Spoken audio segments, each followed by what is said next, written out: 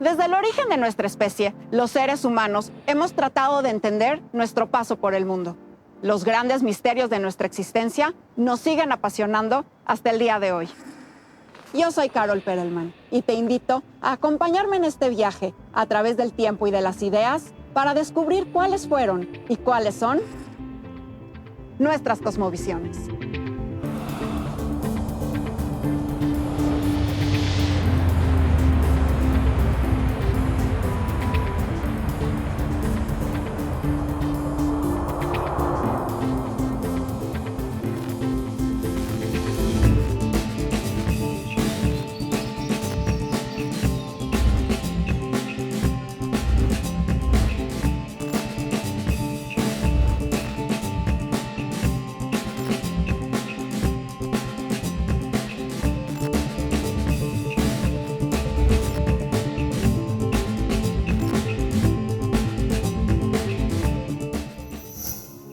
Si yo viajara al espacio, me encantaría ir a Júpiter. Así vería la inmensidad del universo y conocer los anillos que tienes. Nos han mostrado mucho en documentales cómo es el espacio, entonces sería maravilloso poder ver todo lo que sabemos que hay. Si pudiera viajar al espacio, me gustaría conocer algún planeta misterioso, algo que nunca se haya visto ni de lo que se haya informado. Si pudiera viajar al espacio, iría a acercarme a diferentes estrellas y planetas y alejarme un poco de la Tierra. Si yo pudiera viajar al espacio, iría a Júpiter porque me gusta. Viajaría al espacio, pues ojalá que encontráramos vida, pues sería conocer todos nuestros planetas. Me gustaría estar adentro de un cohete de los que van a explorar para poder ver las estrellas, para poder ver la Tierra desde arriba, los océanos y los colores.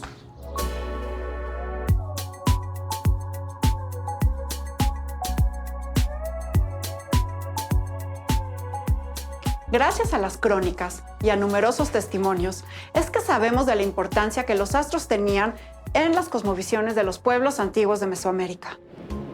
El Sol, la Luna, los planetas, las estrellas, no solo marcaban el tiempo y los ciclos, sino que también eran venerados. Y todavía hoy, el cielo sigue guardando misterios aún por dilucidar. Y tiene un gran protagonismo en prácticamente todas nuestras expresiones culturales. En este programa conoceremos algunos significados que hemos dado a los astros ayer y hoy. Acompáñame.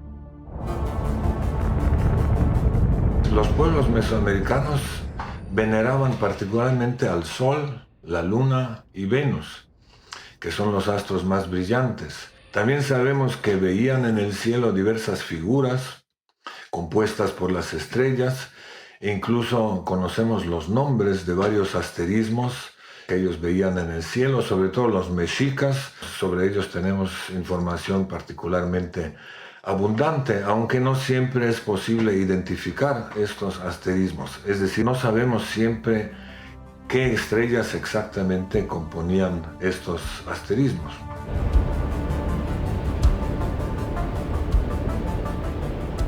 Ahora, el Sol, la Luna y Venus obviamente eran importantes por su utilidad práctica, sobre todo del Sol y de la Luna. El Sol nos alumbra del día, la Luna de noche, son medidores del tiempo y por ende también era muy diverso e importante el simbolismo que rodeaba a estos astros.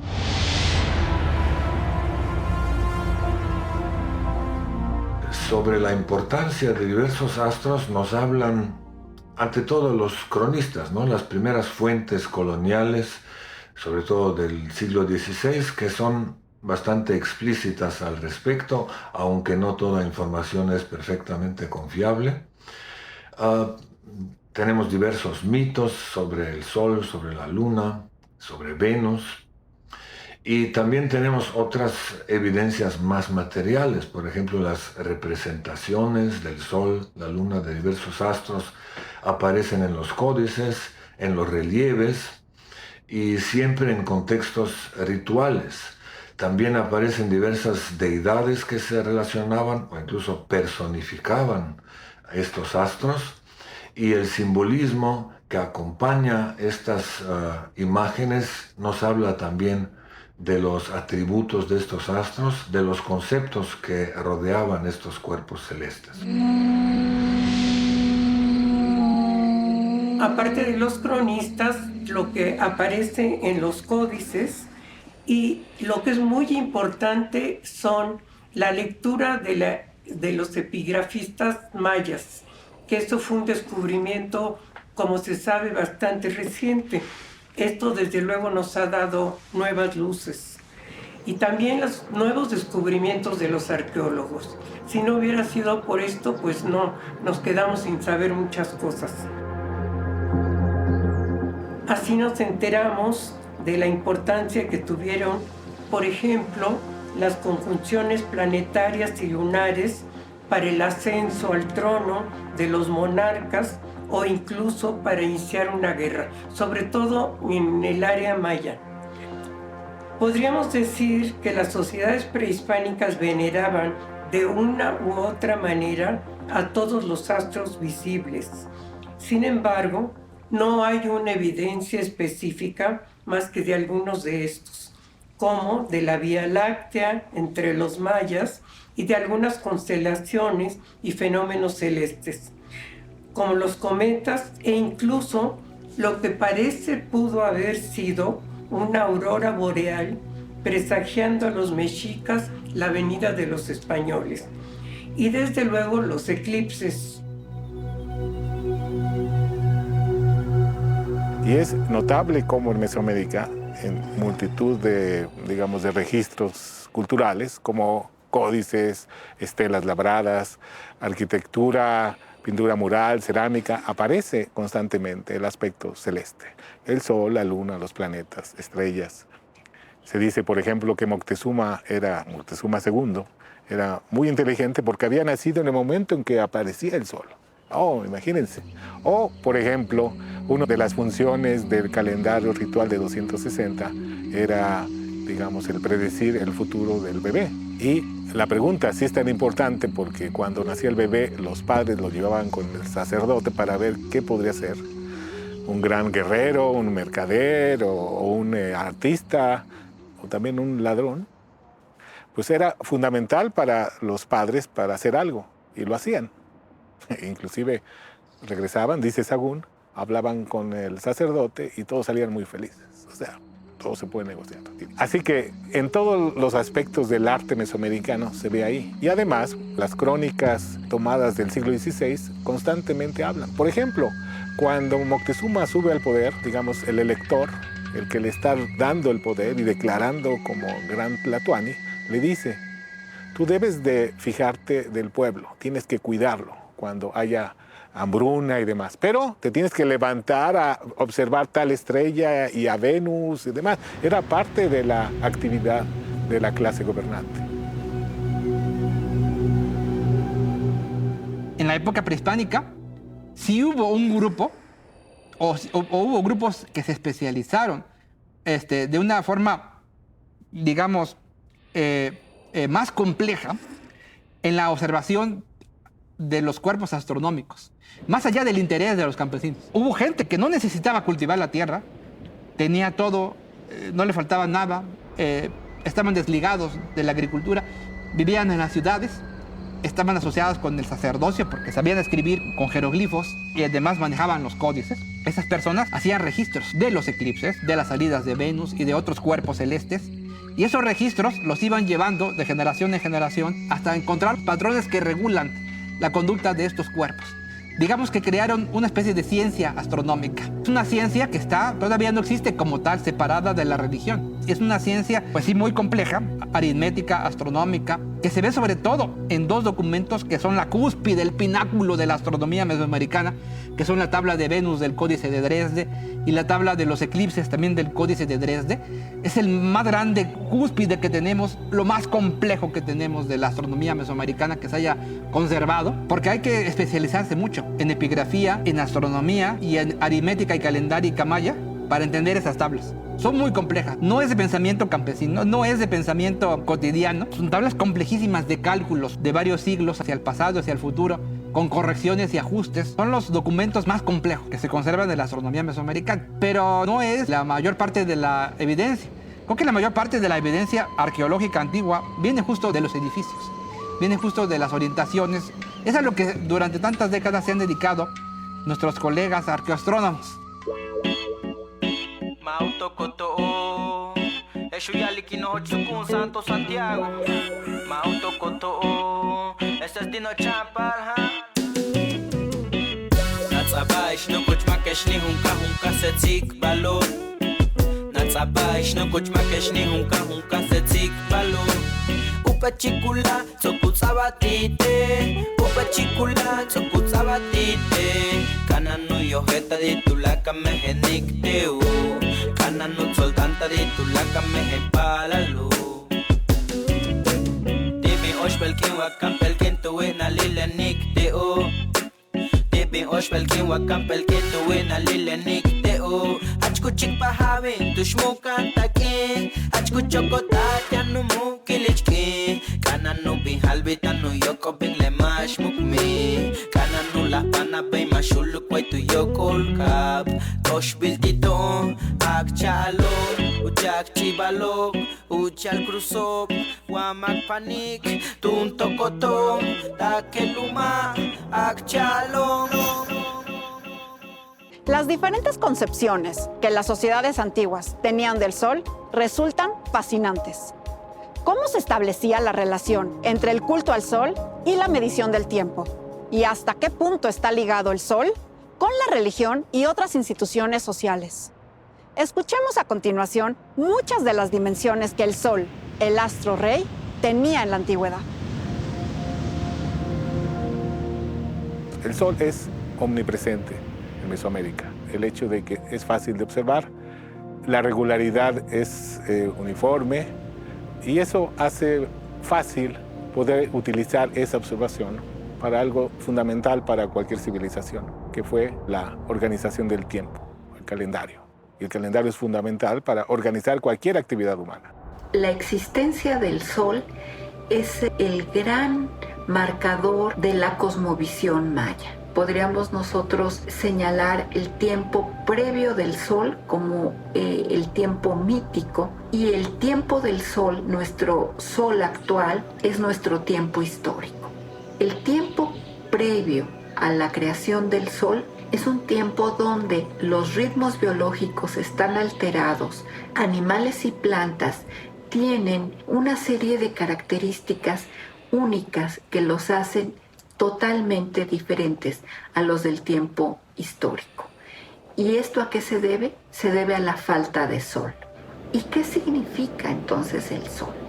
El sol es el gran medidor del cosmos, es el gran regulador de los ritmos del universo.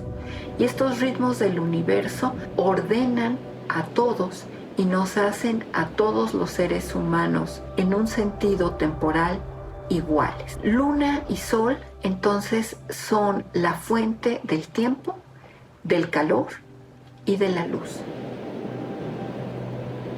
El sol es el medidor del tiempo por excelencia, tanto del tiempo diurno como del tiempo anual. Es del tiempo que transcurre en el año trópico, en el año de las estaciones. En varios idiomas mesoamericanos incluso tenemos nombres de diversas partes del día, de diversos momentos.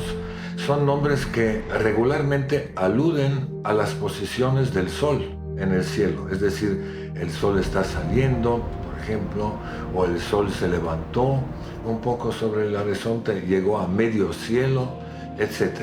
Tal vez incluso más importante fue la importancia del sol para medir el tiempo en el transcurso del año. Sabemos que los mesoamericanos observaban el movimiento del sol a lo largo del horizonte, es decir, en los momentos de su salida y puesta, y obviamente sabían que el sol se estaba moviendo de un extremo al otro y en dirección opuesta, y también se enteraron que ciertas posiciones del sol en el horizonte coinciden con ciertos cambios estacionales en la naturaleza. Es decir, si el sol, sobre todo eso era posible, era mucho más fácil observar si el horizonte estaba más o menos accidentado.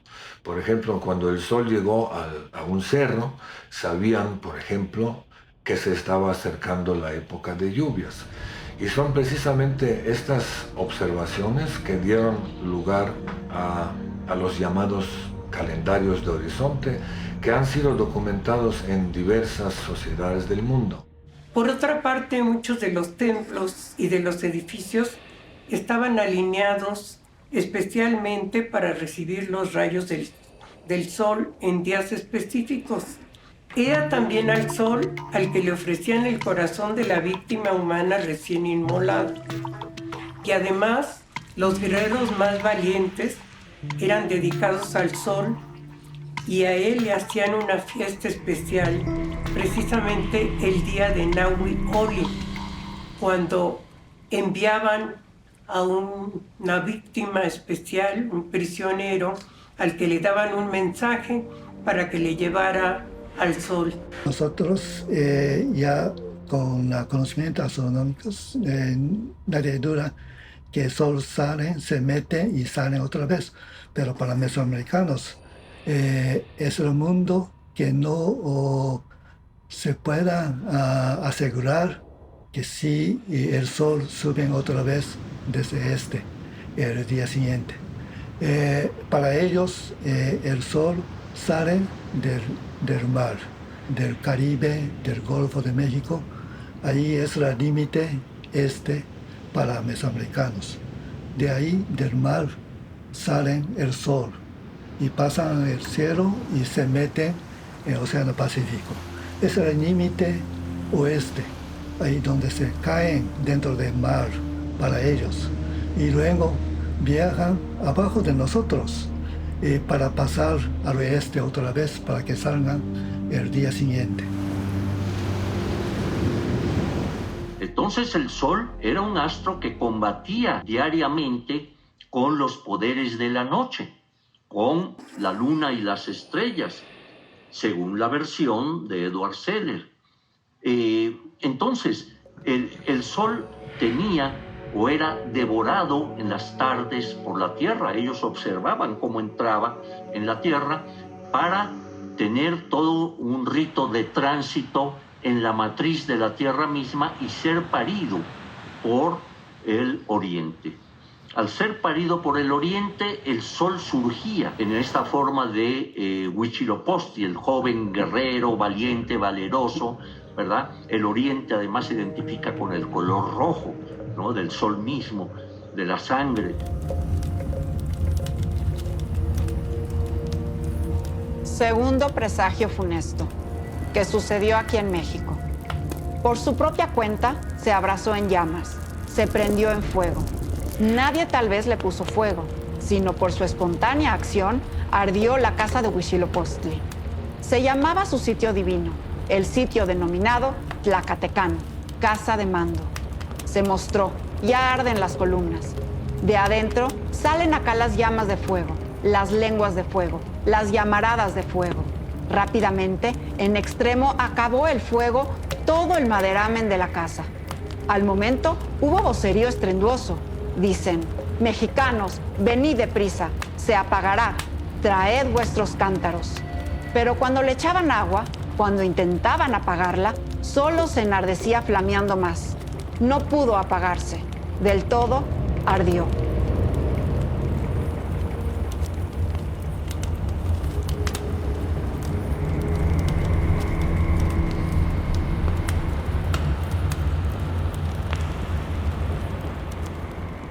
Siguiendo con el Sol, otro ángulo que es interesante explorar es su relación con el fuego en las cosmovisiones mesoamericanas.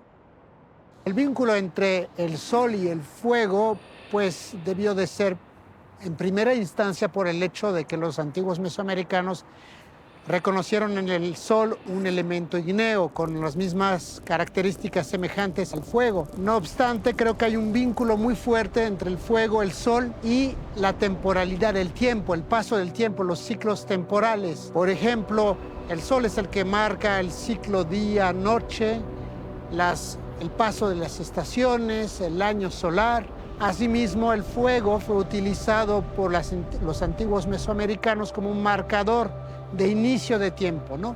Tanto para una nueva era, como era el caso del fuego nuevo, pero también para cualquier ciclo nuevo que se empezaba prendiendo el fuego. Para los tarascos, como los mexicas también, pero los tarascos tenían como deidad principal a Curicahueri, que es un dios definido como dios del fuego, pero que al mismo tiempo tenía características de dios solar y que de hecho era representado por un águila, que es un animal vinculado con el sol.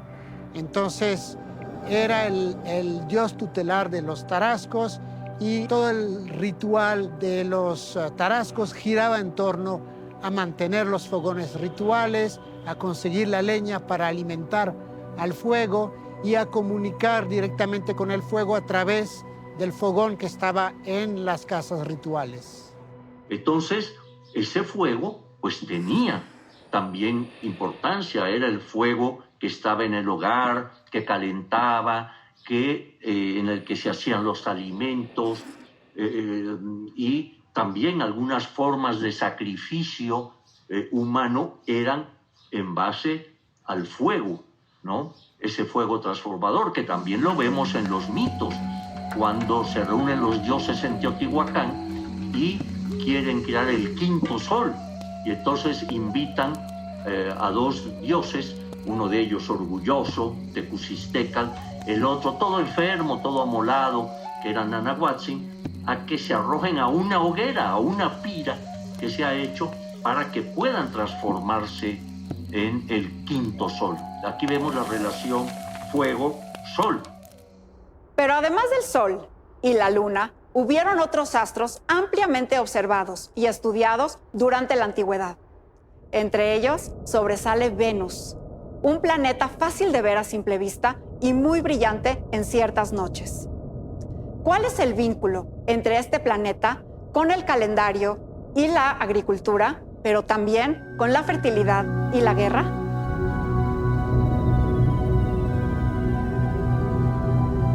Como está Venus dentro, digamos, su órbita está contenida en la nuestra, en la Tierra, a veces lo vemos y a veces no lo vemos. Así que los mayas, por ejemplo, llevaron un seguimiento muy cercano a estos periodos de observación de Venus desde la Tierra. En primer lugar, por su brillantez y después por su cercanía al Sol y sus apariciones como estrella matutina y como estrella vespertina, Fray Diego de la... Era cosa maravillosa la cuenta que tenían con la dicha estrella y de saber cuántos días se veía y estaba sobre la tierra y cuántos debajo de ella sin que se pudiese ver, por manera que tenían ciencia certísima del día que había de aparecer en Oriente y del que se había de poner y desaparecer en Occidente. Y para aquel día era grande el aparejo que hacían para el celebrar gran fiesta.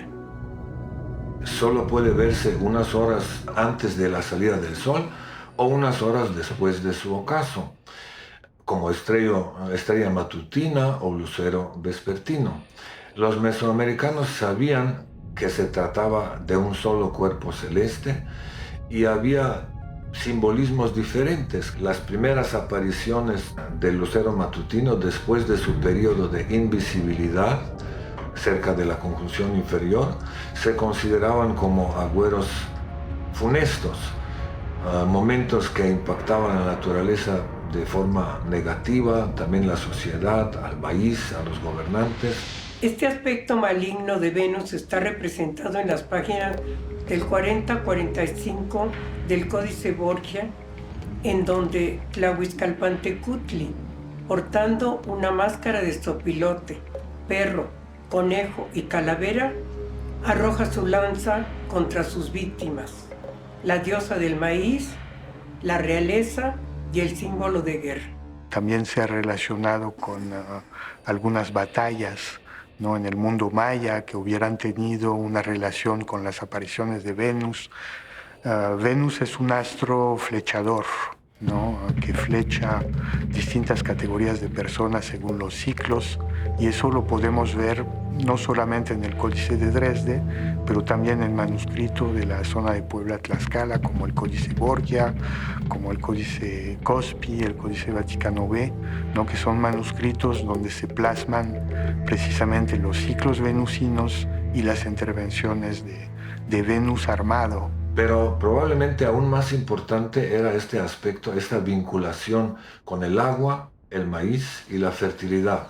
Y parece que estas ideas tenían origen en los hechos reales que pudieron ser observados, porque sabemos que Venus, siempre cuando es visible como estrella de la tarde, si lo observamos en los momentos de su puesta, también se mueve a lo largo del horizonte en los días consecutivos, llegando a sus extremos norte y a sus extremos sur.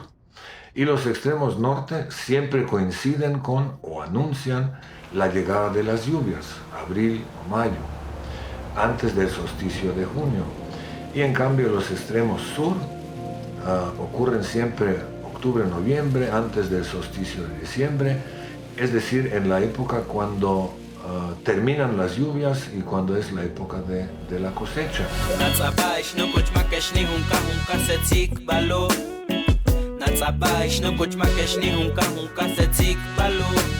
Upachikula tsokutsabatite, upachikula tsokutsabatite. Kananu yojeta di tulaka mehenicteu, kananu soldanta di tulaka mehepalalu. Tibi oshpelkin wakampelkin tuwina lilenicteu.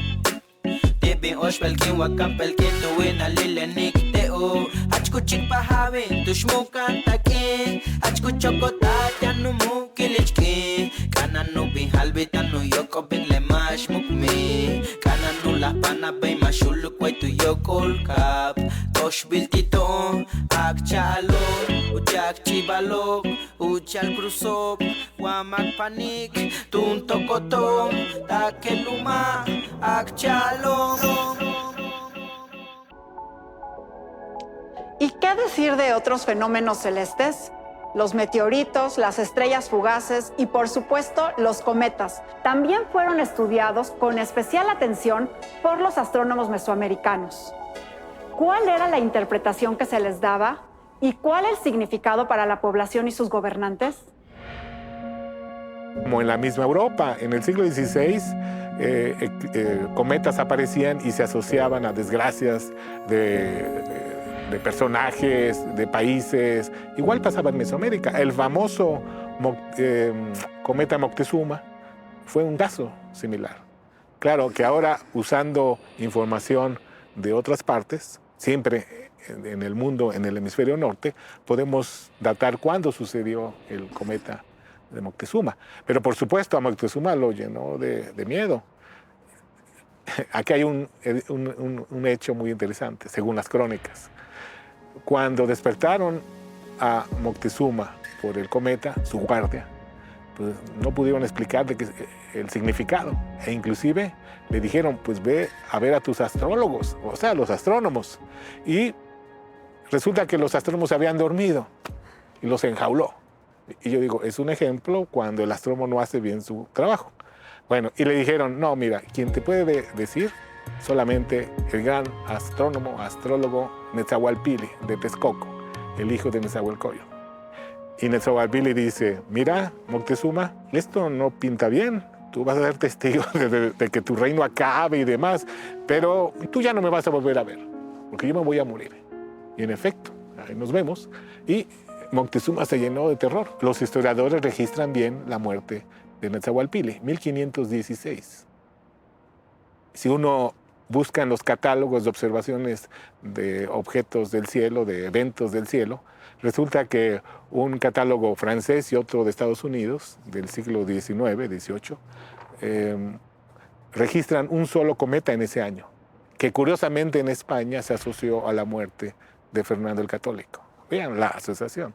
Así que podemos plantear que el cometa de Moctezuma o Moctezuma fue aquel cometa de 1516, por ejemplo. Pero son augurios que, bueno, el hombre le echa la culpa al cielo de lo que pasa aquí abajo. Y ese es un ejemplo claro, donde en todo el mundo se asociaba la aparición de un cometa con alguna señal maligna.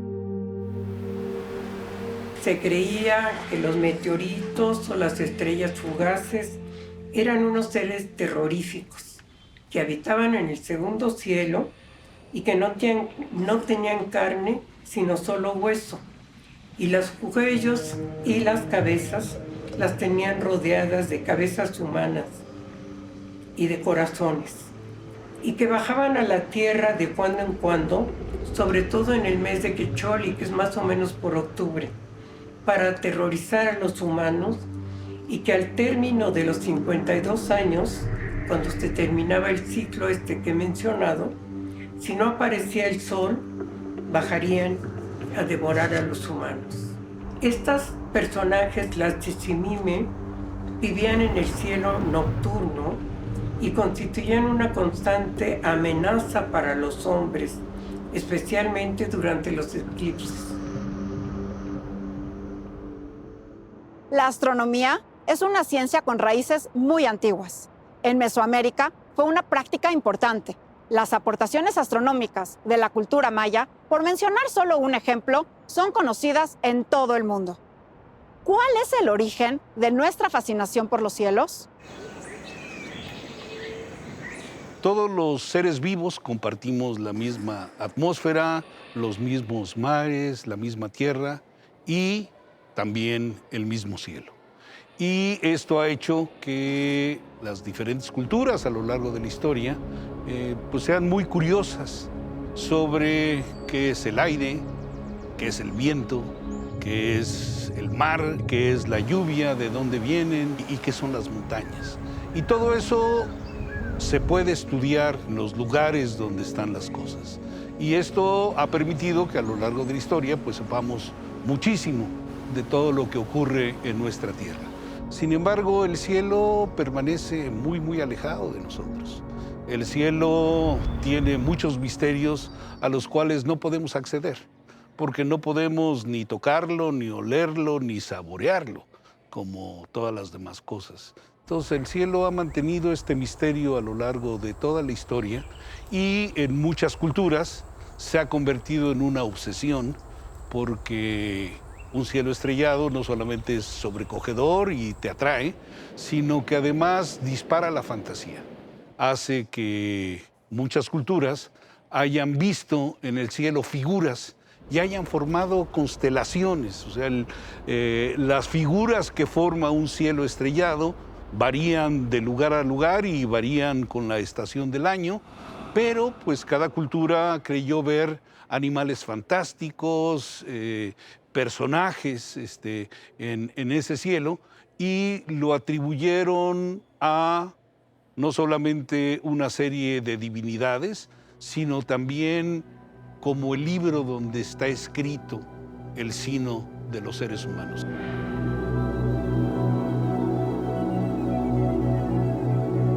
La astronomía era importante en prácticamente todas las sociedades del mundo, podemos decirlo.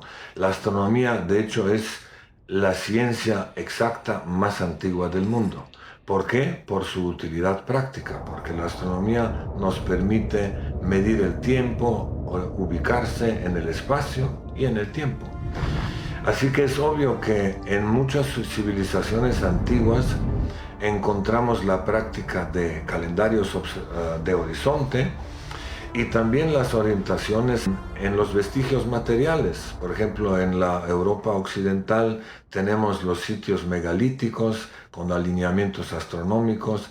En la India, en la China, yo diría que en todas las civilizaciones antiguas, al menos en las que estaban basadas en la agricultura, encontramos orientaciones astronómicas. Lo que sí difiere es los eventos que querían registrar. Casi siempre el más importante fue el Sol, por razones conocidas, porque es el medidor más claro del tiempo. Pero lo que difiere son las fechas que se registraban y que dependen, por una parte, de la sofisticación del conocimiento que tenían los antiguos y por la otra, del régimen climático concreto y del tipo de subsistencia, del tipo de la agricultura que practicaban. En ese sentido, Mesoamérica es singular porque obviamente el ambiente se caracteriza por un ambiente que tiene un régimen climático específico y la agricultura basada en el maíz se reflejaba en la importancia de ciertas fechas que tenían el significado agrícola. Así que los detalles entre las civilizaciones antiguas difieren, pero las nociones básicas sobre la importancia del cielo y sobre la utilidad de los ciclos celestes son universales.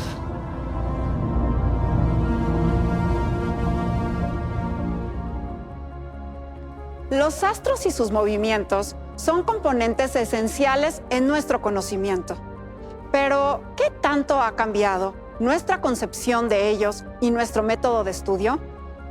Exploremos cómo ha cambiado nuestra percepción del universo, si es que realmente ha cambiado, y cuáles son las diferencias entre la astronomía antigua y la actual. La continuidad se refleja en que el cielo ha sido la base incluso para las unidades de tiempo que seguimos usando, ¿no? Para las principales.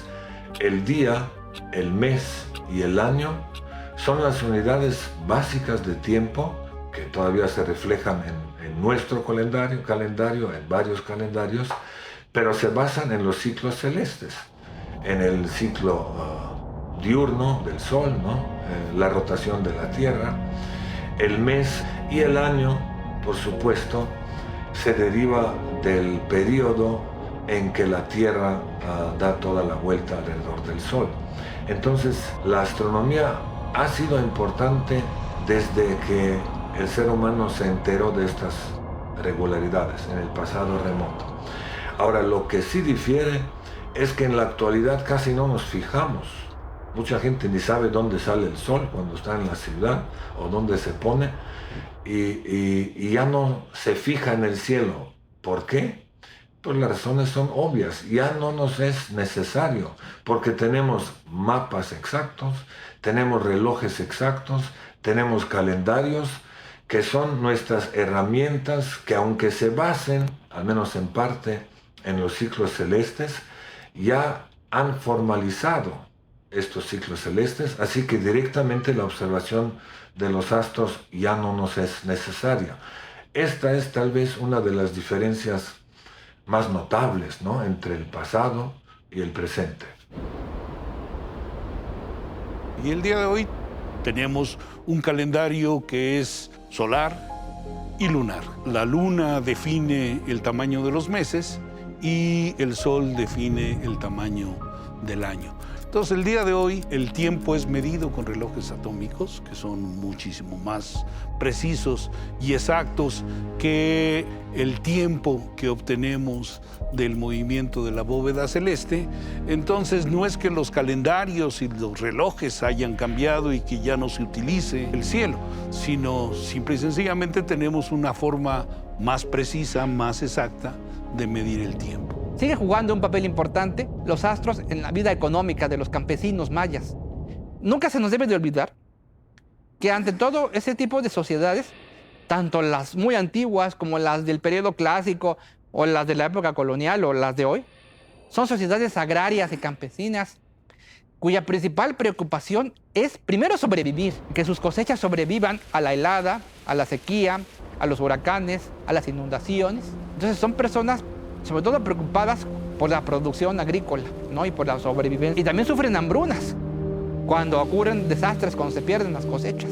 Nosotros, como personas que vivimos en una ciudad, pocas veces nos ponemos a ver las estrellas, y es más, ni se ven con tantas luces y con tanta contaminación. Pero la cosa cambia mucho en los campesinos. Ellos sí saben cuándo van a salir las Pléyades, cuándo van a salir las estrellas de, digamos, de cinturón de Orión, o las de otro agrupamiento estelar, porque son marcadores agrícolas. Ellos saben, guiándose por la aparición y por la puesta de estos astros, cuándo tienen que cosechar, cuándo tienen que sembrar. Ellos conocen todo esto y también el movimiento de la luna lo conocen a la perfección. La luna nueva, los diferentes momentos de la luna creciente, de la luna llena, de la luna menguante, porque también tienen, o al menos así lo piensan ellos, una enorme repercusión en la fertilidad y en el crecimiento de las plantas y hasta de los bebés, hasta de los niños. Obviamente, pues también observan el sol, que no siempre está en el mismo lugar, que se va moviendo con el tiempo, dando lugar a los solsticios, a los equinoccios. Eso es algo cotidiano de su manera de ver el mundo. Y no, eso es básico y lo sigue siendo hasta ahora. Hay toda una serie de efectos que han cambiado la vida de los seres humanos y, por supuesto, también la posibilidad de observar el cielo. La contaminación lumínica tiene un impacto muy fuerte en la oscuridad del cielo en los observatorios y ha hecho que muchos observatorios se tengan que mover de lugar a posiciones más remotas en donde no haya ciudades cercanas que contaminen el cielo.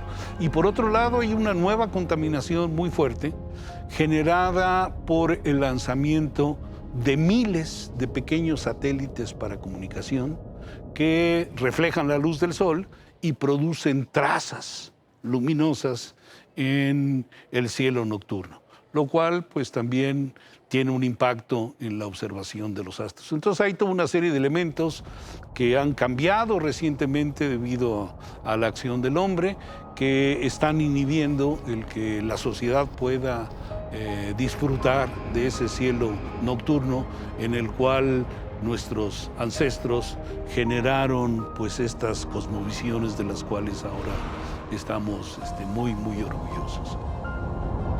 Aishno kuchma keshni hunka setik balo Natsaba aishno kuchma keshni hunka setik balo Upachikula tsokutsabatite Upachikula tsokutsabatite Kananu yoheta ditulaka meheniktiu Kananu soldanta ditulaka mehepalalu.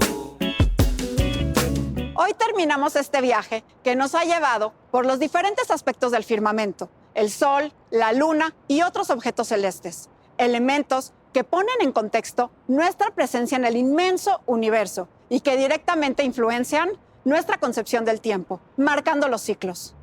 En el próximo programa abordaremos una dualidad omnipresente, la tierra y el agua. Y para entrar en el tema, te pregunto, si pudieras decidir, ¿dónde preferirías estar? ¿En las alturas de una montaña o en la playa cerca del mar? Preferiría estar en ambas, en las alturas de una montaña y en las orillas del mar. A mí me gusta estar en las alturas de la montaña. A mí me gustaría ir a la playa porque me gusta nadar. Yo preferiría estar en el nivel del mar, a las orillas del mar. Me da mucha tranquilidad y me gusta mucho. Yo preferiría estar, en vez de una montaña, en una playa cerca del mar. Ay, me gusta la montaña porque allí hago mis trabajos. A mí me gusta estar en la playa. Soy adoradora del sol. Me gusta el sentir el agua en los pies, la textura de la arena cuando camino y voltear y ver mis huellas y ver las olas, escuchar el ruido.